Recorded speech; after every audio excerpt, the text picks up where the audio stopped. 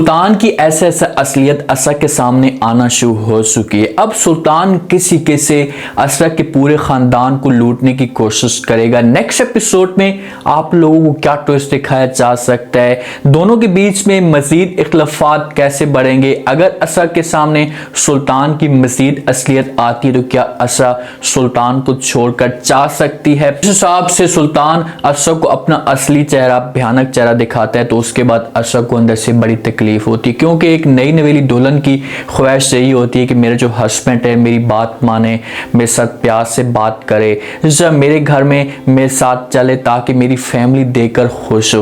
लेकिन सुल्तान ऐसा नहीं करता, इसे अकेला छोड़कर चला जाता है। फंक्शन में पीछे से ड्राइवर को भेज देते हैं कि आप जाएं और जाकर असरा को लेकर आ जाएं। असरा गाड़ी के अंदर भी जा रही होती है ना, तो उसके चेहरे के ऊपर 12 बजे होते हैं, वो खुश नहीं होती और फंक्शन में भी अपसेट रहती है, ना अपनी फैमिली के साथ सही तरीके से बात करती है। तो सरवर साहब जो असरा का भाई है, ये सारा का सारा सीन समझ जाता है और वो अपनी बेगम के साथ बात करता है। उसे कहते हैं कि आप ऐसा करना कि असरा को बोलना कि आज हमारे साथ चले हमारे घर में। और असरा खुद भी जाना चाहती है, वो थोड़ा सा रिलैक्स फील करना चाहती है कि सर मेरे जो हस्बैंड है मेरे साथ ठीक नहीं है, उसका बात करने का अंदाज ठीक नहीं है। तो इसी वजह से ये पहुंच जाती है अपने भाई के घर, वहां पर जाती है और जाकर उनके साथ गपशप करने की कोशिश करती है। और सरवर भी इसे बार बार पूछता है, इसे बार बार कहते हैं कि भाई क्या वजह है कि आपके जो ससुराल वाले हैं ठीक नहीं है, आपके साथ प्यार से बात नहीं करते, कोई ना कोई ऐसी बात तो ज़रूर है। लेकिन आगे से असरा जो है ना वो झूठ बोल देती है अपने भाई को, उससे कहती है भाई ऐसी कोई भी बात नहीं है, सुल्तान बहुत ही अच्छे। अब सरवर साहब को जो है ना वो शक उसका जो बढ़ता जा रहा है, वो ये सारी चीज़ें नोट करता जा रहा है कि भाई सुल्तान का बात करने का जो अंदाज है वो असरा के साथ ठीक नहीं है, जिसकी वजह से असरा परेशान है। लेकिन असरा झूठ बोलती है और सुल्तान की जो है वो तारीफें करना शुरू कर देती है।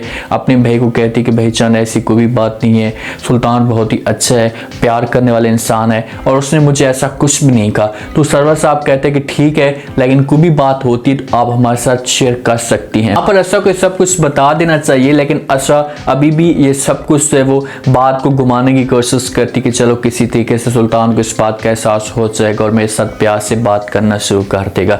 असरा जिस वक्त घर जाती है तो आगे से सुल्तान का मूड लटका हुआ होता है और ये गुस्सा करना शुरू कर देते अपनी बेगम के ऊपर। उससे कहते हैं कि आप जो अपने घर वालों को मना नहीं कर सकती थी कि आप नहीं जाना चाहती, लेकिन आपने इनकार भी नहीं किया। तो असरा कहती है कि भाई मैं क्या करती, अब मेरी फैमिली कह रही थी तो मैं मजबूर हो चुकी थी, इसी वजह से मुझे जो है वो जाना पड़ा। वहां पर जब जाते हैं ना तो अब सुल्तान की जो सोच है वो चाहता है कि किसी तरीके से असरा के खानदान को लूटा जा सके, क्योंकि इनके पास पैसा बहुत हो सकता है और सुल्तान की सोच भी यही है कि अमीर से अमीर लड़की के साथ मैं ताल्लुक रखूं, उसको लूटने की कोशिश करूं। ये बैठे होते हैं खाने की टेबल पे। अब ये असरा के सामने पहले बात कर सकता है, लेकिन अपनी जो बहन है उसको पिक्चर दिखाता है एक बड़ी गाड़ी की, लैंड क्रूजर की।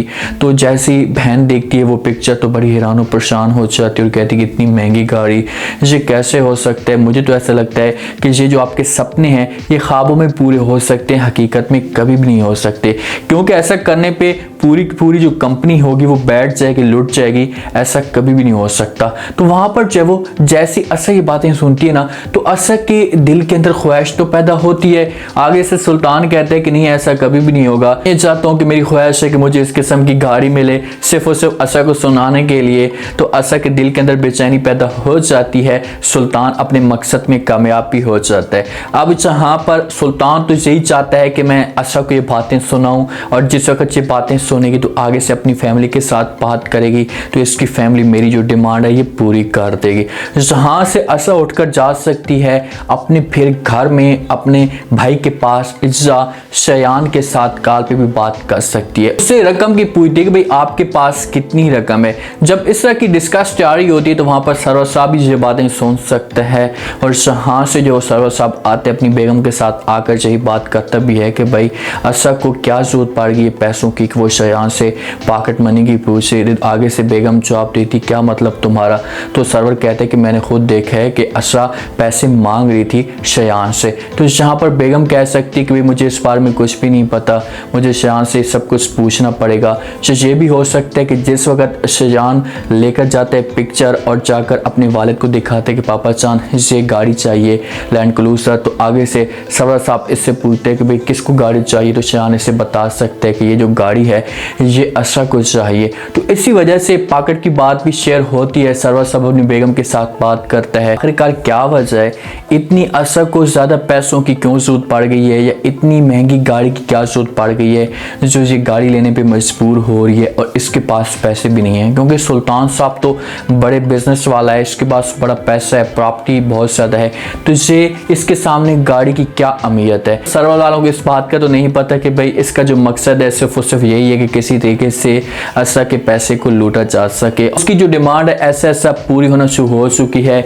असरा के दिल के अंदर बेताबी पैदा शुरू हो चुकी है कि मैं किसी तरीके से ये जो गाड़ी है ये गिफ्ट करूं सुल्तान को। सुल्तान चाहता है अपनी जो दूसरी लवर है, जिसको समझो कि इसने पागल बना कर रखा हुआ है, बंद करके रखा हुआ है जेल के अंदर, उसके साथ मुलाकात करने के लिए जाता है, सारी की सारी कहानियों से बता देता है, कहता है कि मैंने शादी कर ली है और आपको पता है कि मैंने जिसके साथ शादी की है वो मुझे दीवानों की तरह चाहती है, मुझसे बहुत ज़्यादा प्यार करती है और मेरे अलावा किसी और के बारे में सोच भी नहीं सकती।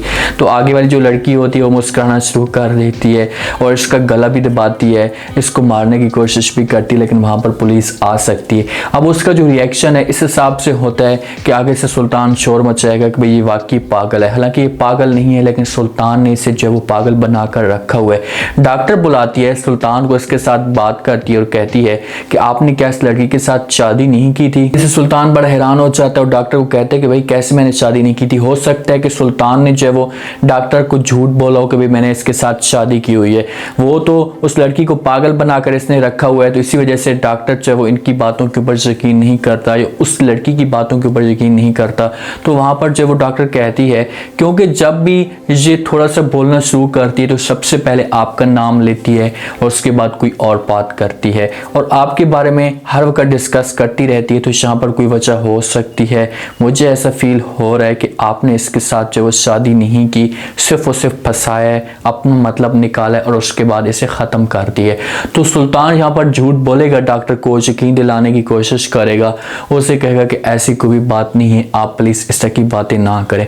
असरा और सुल्तान जहाँ पर भी जाते हैं रेस्टोरेंट पे, वहाँ पर गपशप करते हैं। कोई भी लड़की इनको पुरानी मिलती है या कोई नई लड़की मिलती है, इसका जो वो इस हिसाब से रहन सहन होता है, या इसका जो टारगेट होता है ये होता है कि मैं अब नई आने वाली लड़की को फंसाऊं। तो वहाँ पर भी किसी लड़की को आंख मारता है। तो असरा का जो ये बिहेवियर होता है सुल्तान का बिल्कुल भी अच्छा नहीं लगता और जहाँ पर ये सुल्तान को मना करने की कोशिश भी करती है कि भाई आपको ऐसा नहीं करना चाहिए। तो आगे से सुल्तान जवाब देता है यहाँ पर असरा को, उससे कहते हैं कि भाई मैं क्या करूँ, मेरे ताल्लुकात इतने ज़्यादा हैं, इतने लोगों के साथ मेरा वास्ता पड़ता है, तो कुछ न कुछ यहाँ पर मुझे जान पहचान वाला मिल जाता है। अब असरा जो है ना वो सुल्तान के इस मुकम्मल तौर पर रहन सहन से, इसका तरीकाकार, बात करने का जो अंदाज है, इससे तंग होती जा रही है और उसको शुरू से अब पता लगना शुरू हो चुका है कि मैंने जो फैसला किया है ये बहुत ही गलत किया है, इससे मुझे बहुत ज़्यादा पछतावा हो सकता है। इन दोनों की जो कहानी होगी आगे जाकर बहुत ज़्यादा इंटरेस्टिंग बनने वाली है। जैसे असरा के सामने सुल्तान की असलियत आएगी तो सुल्तान के ऊपर असरा गुस्सा करेगी, इससे बार बार कहेगी कि भाई आपने इतना बड़ा धोखा मेरे साथ क्यों किया, मैं तो आपको अच्छा समझती थी। लेकिन असरा के पास अभी भी वक्त है, होश के नाखन लेने चाहिए और यहाँ पर जो वो सुल्तान को हमेशा के लिए छोड़कर चली जाए। अब उम्मीद है आज का रिव्यू, आज की टीजर आप लोगों को पसंद आया होगा। आपने कमेंट सेक्शन में अपनी कीमती लास्ट में आपको क्या लगता है, क्या नेक्स्ट एपिसोड में कोई बड़ा ट्विस्ट आ सकता है। अगर असरा के सामने असलियत आती है तो उसके बाद असरा का रिएक्शन क्या आता है, क्या सुल्तान असरा से जो डिमांड कर रहा है गाड़ी की ये पूरी कर पाएगा। लास्ट में फीडबैक दें और चैनल को लास्ट में सब्सक्राइब कर दें। शुक्रिया, अल्लाह हाफिज़।